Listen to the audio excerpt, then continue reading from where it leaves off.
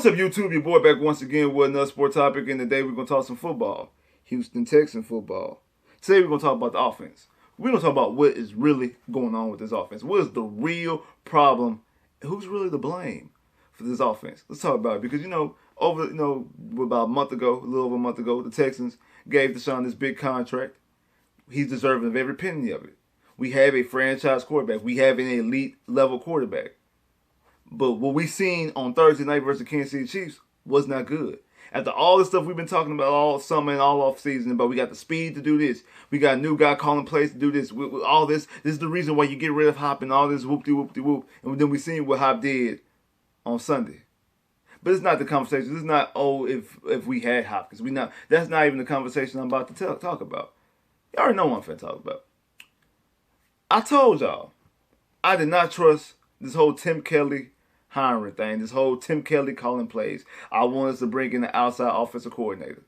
Because, one, he's been coaching under Bill O'Brien for the past 8 years. He cut his teeth coaching under Bill O'Brien. This is what he's been coaching. He ain't coached with nobody else. He didn't come from, he was at Louisville for a minute, then went to Florida over there, then went to Alabama, then went to Penn State with Bill O'Brien. He don't got no other coaching trees. He didn't play offense with Andy Reid and things like that. He doesn't have any knowledge offensively calling plays or coaching except from William Bill O'Brien. That's who he got his stuff from. So just because it's not Bill O'Brien calling plays, it's him calling plays, what's really the difference? There is no difference. If you watch, I know it's only one game, but after one game, I've noticed one thing.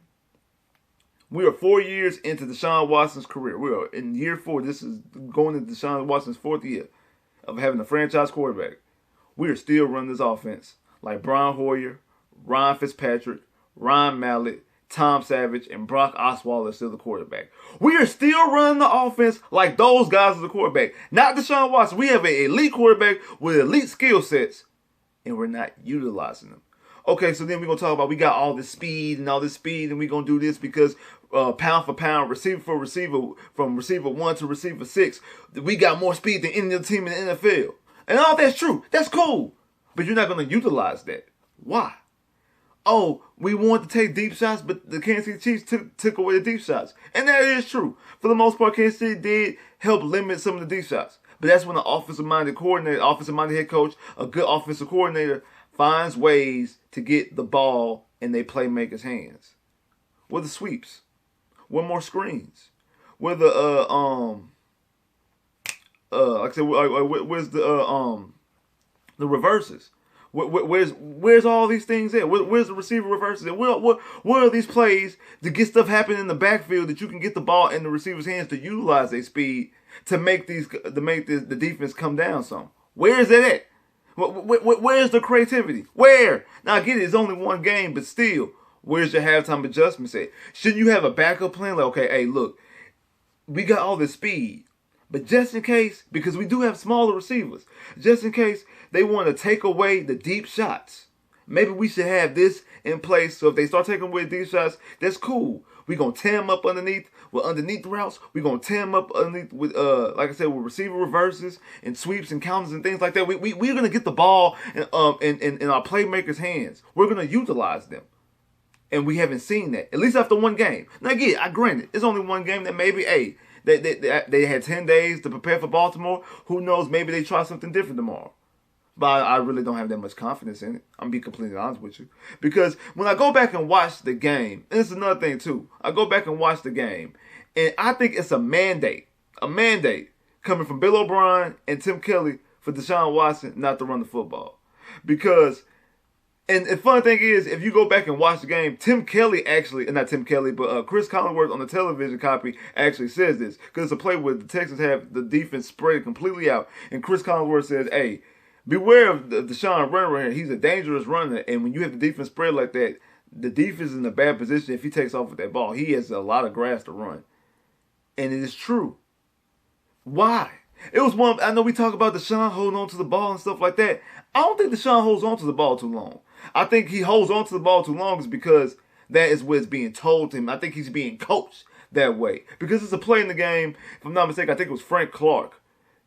Gave the pressure. Deshaun moves out the way. He backpedals. He looks He run because he scrambles, he runs, and he sees it's a wide open lane. At the very least, to get 6 to 7 yards. More than likely, even get the first down. But at the very least, he's gonna get an easy 6 to 7 yards. He looks and sees that, and then completely goes back to look more downfield for the big play, and then has to move somebody else, and then eventually get sacked. Watching the game initially, I was mad at that play. Going back and re-watching the play, even though I know what's going to happen, I'm yelling at the TV, run, run, you got an open lane, run. But he didn't. It's not his fault. Because you go back and watch Clemson tape, Deshaun had no problem running. You go back and watch his tape as rookie when we were running that different type of offense that we run now. He had no problem running. That's why I think it's within the past couple years.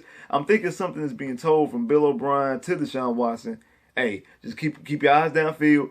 The play is going to happen. It's going to happen. It's going to develop to keep your eyes downfield. And I know, hey, most of Deshaun's most magical plays come from him doing that. You know, the game against the Eagles, the game against the Buffalo, the game he gets kicked in the eye, stuff like that. The game against Jacksonville last year when he was getting hit and he dumped the ball off, I think, to Carlos Hyde. Like, yeah, he's made a lot of noise by keeping his eyes downfield and able to dump the ball off. But I just think that when you have a defense spread out like that, and they gonna take away the deep shots, make them pay. Because that's what Lamar Jackson does. Lamar Jackson has the green light to make them pay. So I think, and trust me, I want Deshaun to pass more than anybody. I'm not saying I want Deshaun Watson to go out there and run Lamar Jackson offense. That's not what I'm saying at all. That's not what I'm saying. But I'm saying if the passing game ain't there, because they are taking away the deep shot, and you have a wide open lane, run the football.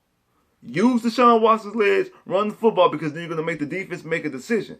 Either we're going to put a spy, we're going to drop some safeties down and take some out of there, or we're just going to let Deshaun Watson keep gashing us for 10 to 15 yards and let them walk up and down the field and get to the end zone. So you're going to make the defense make a decision, and once they do that, then you start hitting them over the top of Will Fuller 50-yard bomb, Brandon Cooks 30-yard catch over here. Like, you start hitting them over the top with the deep threats once you start making that defense come down.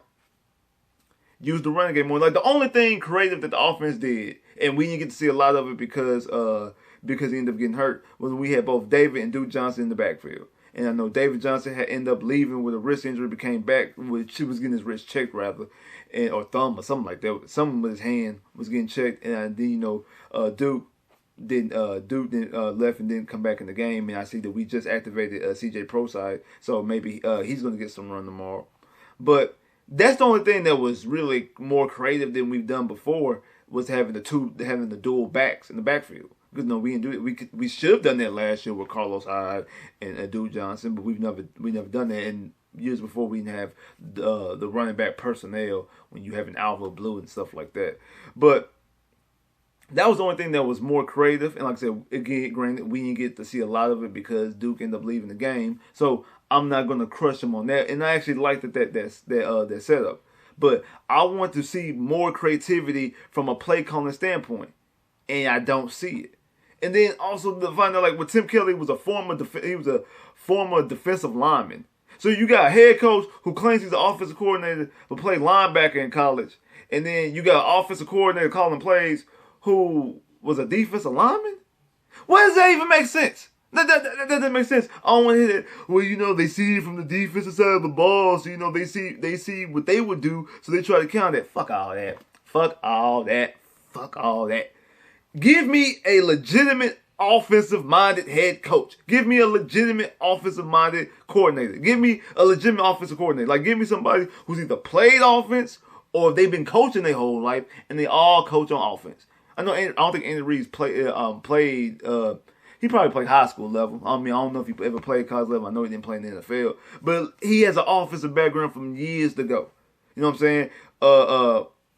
Eric Adebby was a running back. Byron Leftwich, who I'm a huge fan of, who I want the Texans to bring in, former quarterback. Lincoln Riley, Oklahoma coach, former quarterback at Texas Tech. Like, these are guys who coach offense, who played offense. They actually know offense.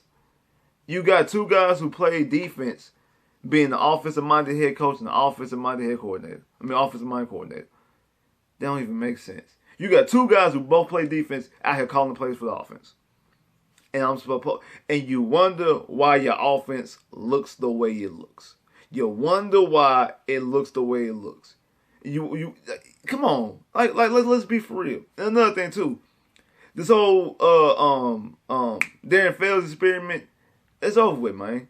The best tight end for this offense as of right now is Akins. Akins is because, especially with the type of offense that you're trying to run with all this speed, he's the more playmaking, more dynamic tight end on the roster because we don't know what we have in Kyle Warren because Kyle don't play. So we don't know what we got in him. You can go back and watch his college tape, but that's all you know. Like I don't know what I have in him. And Darren Fells is supposed to be this blocking tight end, but he let Honey Badger blow him up. He let Honey Badger, like, man, come on, man. You 6'5", 6'6", 265, 275 pounds. You let a 5'10", $175, $180 safety just bully you. Come on, man. If that's going to happen, I might as well have Akins out there because I know at the very least Akins can make plays he can make plays receiving the ball. If I throw the ball to him, he's gonna make a play after the catch.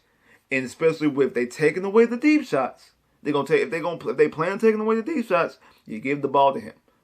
And like I say, also about the offense, I mean, even though it's one game, but David Johnson looked better than what I gave him credit for. I know I said that in my breakdown video after the game. David Johnson actually looked better than what I gave him credit for. And we're going to see exactly how this offense looks against Baltimore because they looked putrid against Kansas City. That defense is good, not great. It's not a bad defense like it was years ago, but it's also not a great defense, and they were missing players. They had a rookie corner out there, and they had a third string corner out there. So they were missing.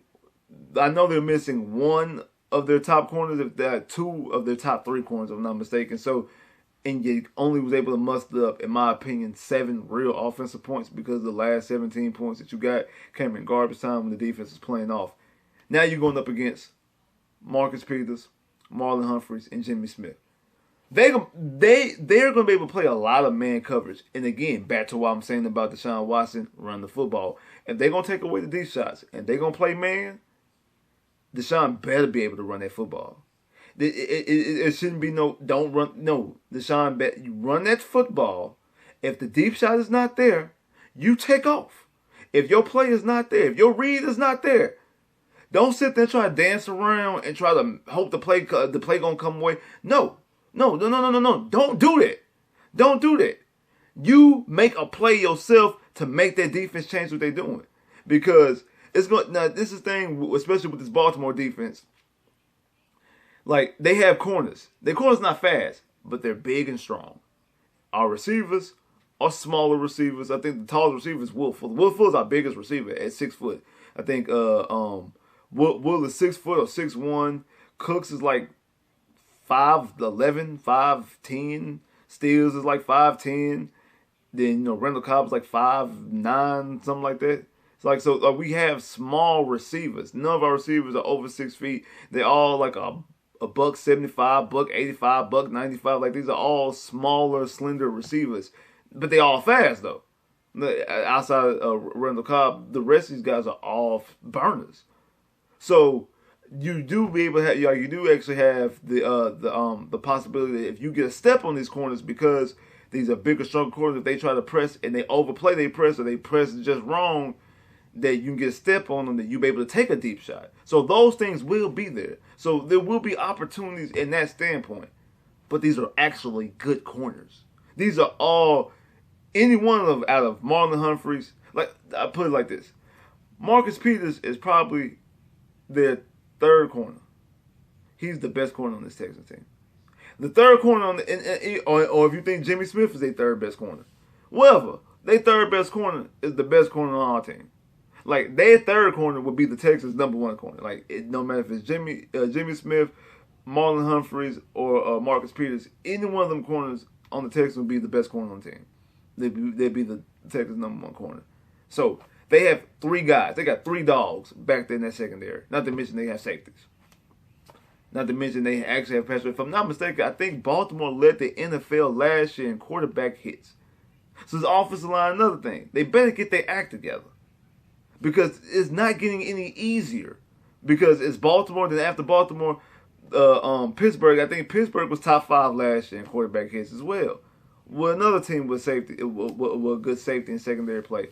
So, all in all, this offense has to find up something. Tim Kelly better come up with something quick to find a way to get the ball in his playmaker's hands from an offensive coordinator standpoint, from a play calling standpoint. Because if he keeps running this offense like Brian Hoyer and Tom Savage is the quarterback, those are the results you're going to get. The same results they got. Only 9 wins. And that was in a bad division. I'm just saying. If you keep doing that, that's what's going to happen. And at least then, we had legitimate defense. Now the defense ain't good. So you can't, you're going to have to win games on the arm and the legs of Deshaun Watson. That's the only way you're going to win football games this season. Is off of Deshaun's arm and off of Deshaun's legs. You got to find a way to move the ball. You have to find a way that if they're taking away the deep shots, all right, cool, we're going to do stuff underneath. We paid Randall Cobb all his money. Where was Randall Cobb at Thursday? Where was he at? Where was Kenny Stills? Where? We traded a second-round pick last year for Kenny Stills. Where they at? What was they doing? We didn't see them to the end of the game when the game was over. Like, come on. If they taking away Wolf and they taking away Brandon Cooks, we got other guys that we should be. That's the whole purpose of we got rid of Hopkins, supposedly. The whole purpose of getting rid of Hopkins is because we got all these other receivers. So, hey, don't worry if he getting double teamed and he getting triple teamed. We just going to give the ball him. We going to dump the ball off to David Johnson. Where was this game plan at? It did not work. It did not look good. Now, I get it. Granted, it was only one game. I understand that. But after watching one game, on top of the past 7 years of football I've been watching since this man's been the head coach, it all looked the same. So it's really, in essence, not just one game. It's 7 years of watching this because it's the same thing. The offense is not any different. Hopefully, going after tomorrow, the offense changes. But we have to wait. We have to wait and see on that. Like, share, subscribe if you haven't. Comment below if you haven't. Click that bell, get more videos. I'll holla.